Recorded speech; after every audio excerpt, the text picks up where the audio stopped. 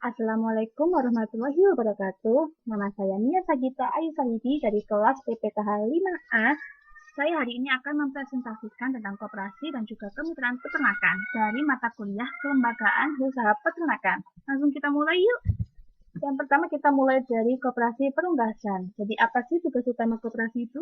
Tugas utama dari koperasi adalah ikut menciptakan iklim agar peternak dapat meraih keuntungan yang layak sehingga mereka dapat meneruskan usahanya, serta menjamin produk hasil peternakan yaitu telur dan daging ayam yang dapat diperoleh oleh konsumen dengan murah dan juga mudah.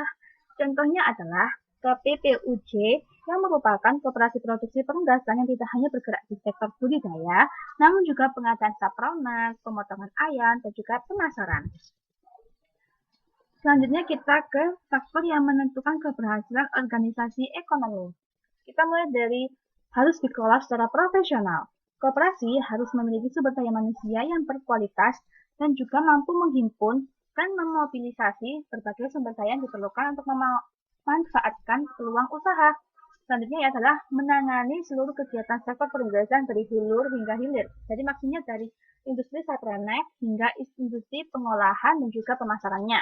Selanjutnya adalah dalam era globalisasi, jaringan pemasaran sangat dominan dalam menentukan perkembangan usahanya. Jadi, koperasi sebaiknya itu selalu up to date, selalu berinovasi. Karena dalam pemasaran itu selalu berkembang. Selanjutnya adalah jaringan pemasaran yang juga luas dan lancar. Dan yang terakhir adalah dukungan dan keterlibatan pemerintah. Ini menyangkut tentang kebijakan seperti kemudahan ekspor, debirokratisasi, deregulasi, dan juga serangkaian paket kebijakan yang lain. Selanjutnya adalah perbedaan koperasi tradisional dan juga generasi yang baru. Karena dunia kan selalu berkembang ya, selalu ada to date atau perkembangan-perkembangan yang ada, termasuk juga dalam hal koperasi. Nah, apa saja sih perbedaannya?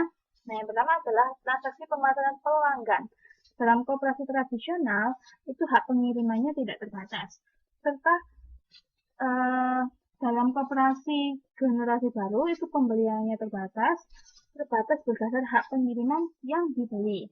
Selanjutnya adalah kewajiban pengiriman dalam tradisional itu tidak wajib, sementara pada koperasi generasi baru itu bersifat wajib.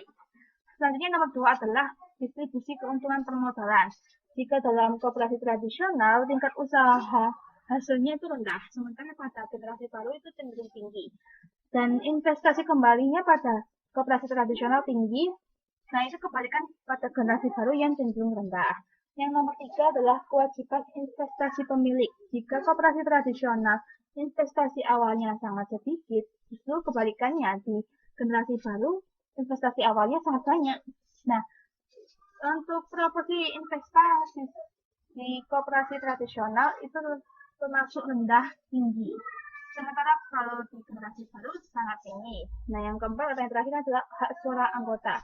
Jika koperasi tradisional itu persyaratan keanggotaannya termasuk yang longgar, di generasi baru persyaratan keanggotaannya termasuk ketat. Dan hak suara pada koperasi tradisional hanya satu suara, sementara pada generasi baru itu bervariasi karena anggotanya cukup banyak. Selanjutnya adalah agribisnis peternakan dengan pola kemitraan. Menurut Peraturan Perundangan Nomor 44 Tahun 1997, kemitraan disebut bahwa merupakan kerjasama antara usaha kecil dengan usaha menengah dan atau usaha besar disertai pembinaan oleh usaha menengah dan atau usaha besar dengan memperhatikan saling memperkuat dan saling menguntungkan. Dalam bidang pertanian, seperti diatur dalam Kepmentan nomor 940 tahun 97 tentang pedoman kemitraan usaha pertanian. Kemitraan usaha pertanian adalah kerjasama usaha antara perusahaan mitra dengan kelompok mitra di bidang usaha pertanian.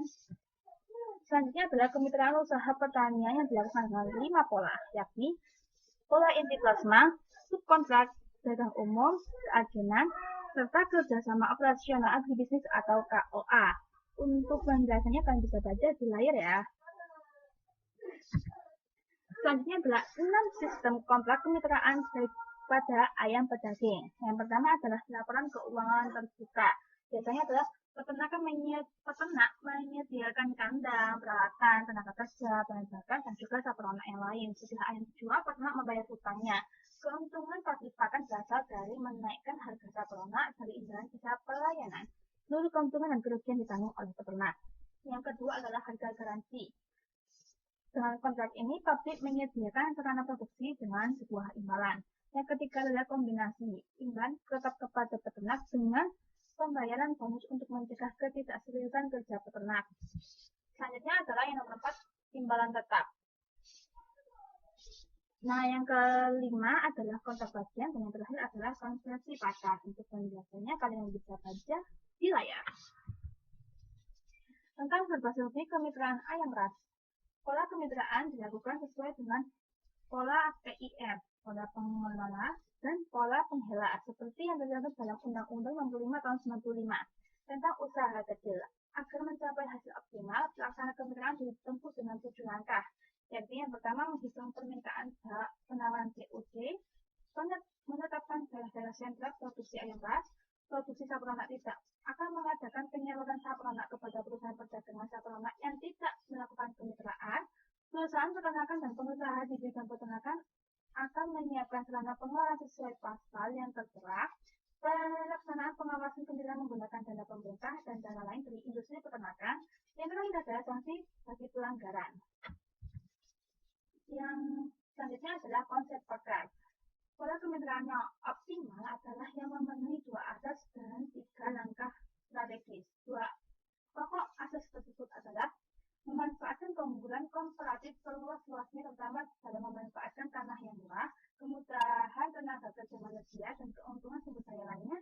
Dan yang satunya adalah menciptakan produksi dengan memanfaatkan keunggulan kompetitif dan mutu barang yang dihasilkan memenuhi mutu dan selera konsumen. Nah, untuk menegakkan 2 asas yang tadi, kita memerlukan 3 langkah. Yang pertama adalah industri ayam ras nasional harus dibangun dalam 1 unit industri yang berintegrasi secara vertikal dari hulu sampai hilir, serta menghindari kolusi dan kartel. Yang kedua adalah menetapkan batas minimum usaha rakyat di samping batas maksimum. Dan yang terakhir adalah swasembada bahan baku pakan dan memanfaatkan produk pertanian yang ada di dalam negeri dan berusaha sebesar-besarnya mengurangi ketergantungan pada bahan baku khusus impor. Sekian yang dapat saya presentasikan hari ini. Semoga ilmunya bermanfaat. Jika ada pertanyaan bisa dicantumkan dalam kolom komentar di bawah. Dan selamat menjalani aktivitas seharianmu. Dadah!